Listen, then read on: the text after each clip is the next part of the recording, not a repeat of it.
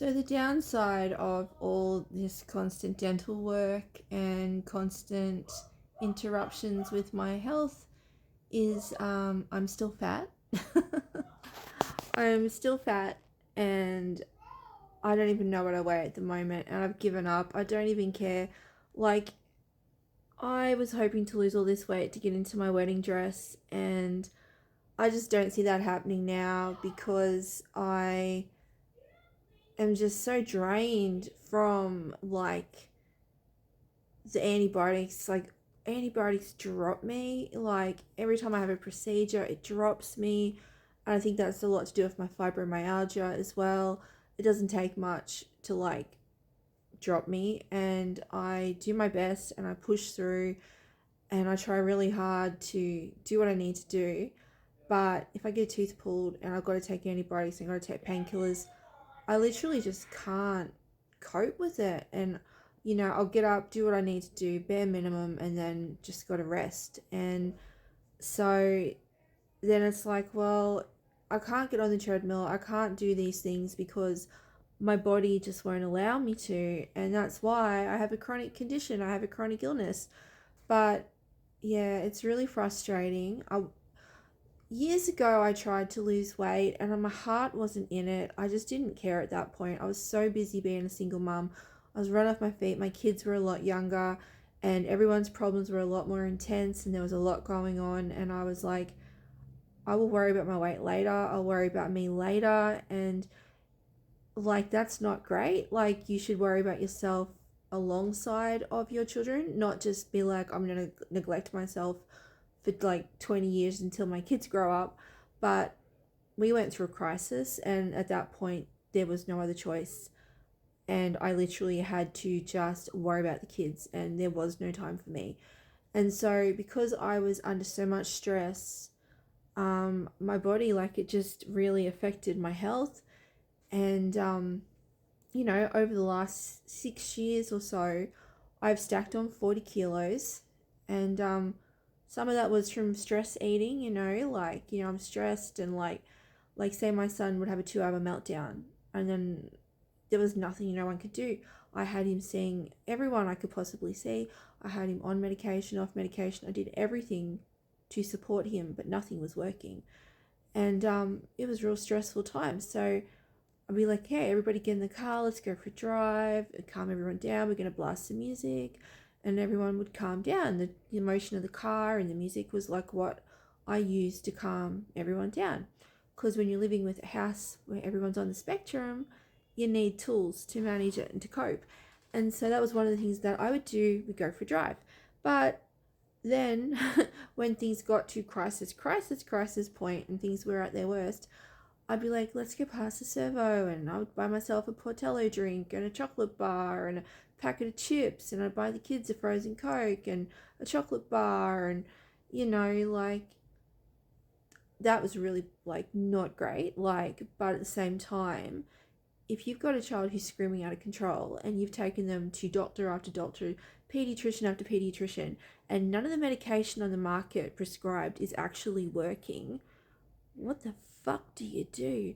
So I was coping with that and handling that the best way I knew how to, because none of the professionals were able to give me any answers. It wasn't until I got a private psychiatrist for my son and he got a bit older and he was able to take adult medication that everything just magically got fixed.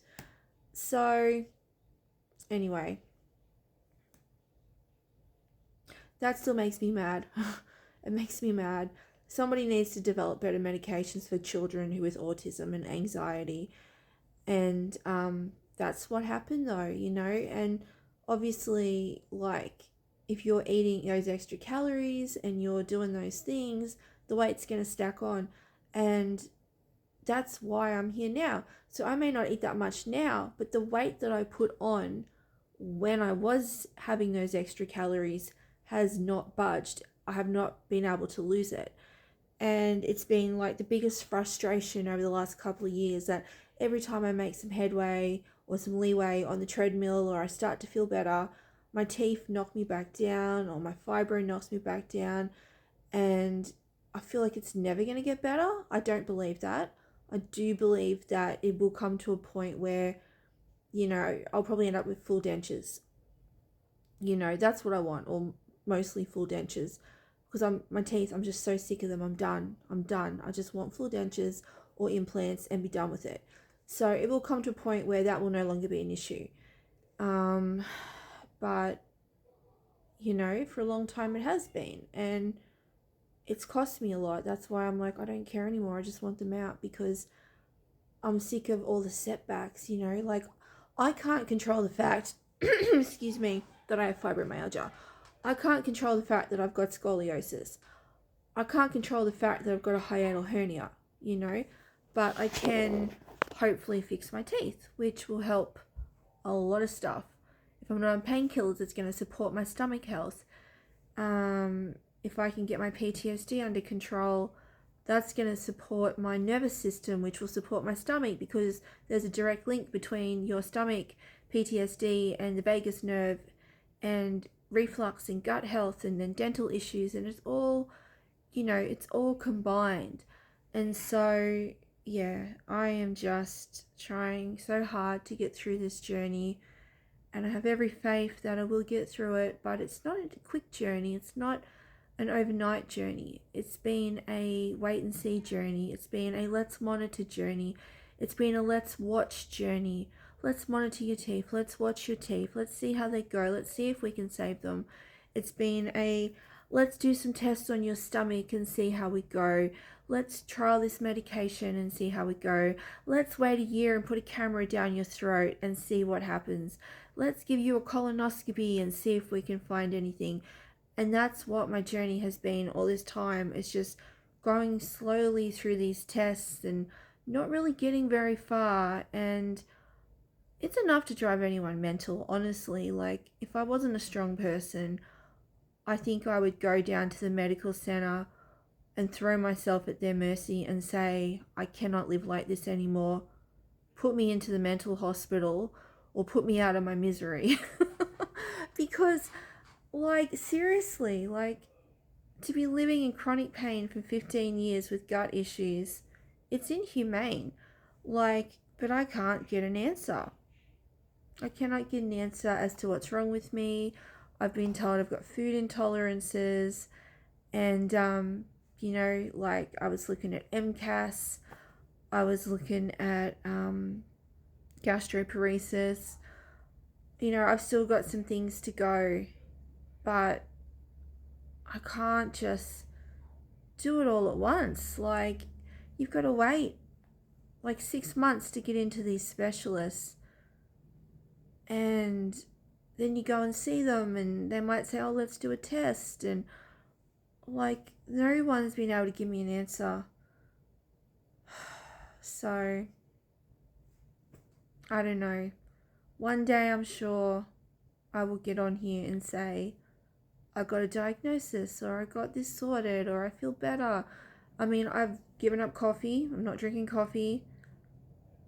And I'm still feeling my gut's burning a bit because I've taken antibiotics. Like, why does everything upset me? I think my gut's just burn out probably from antibiotics. But anyway, I'm sure I'll get there one day.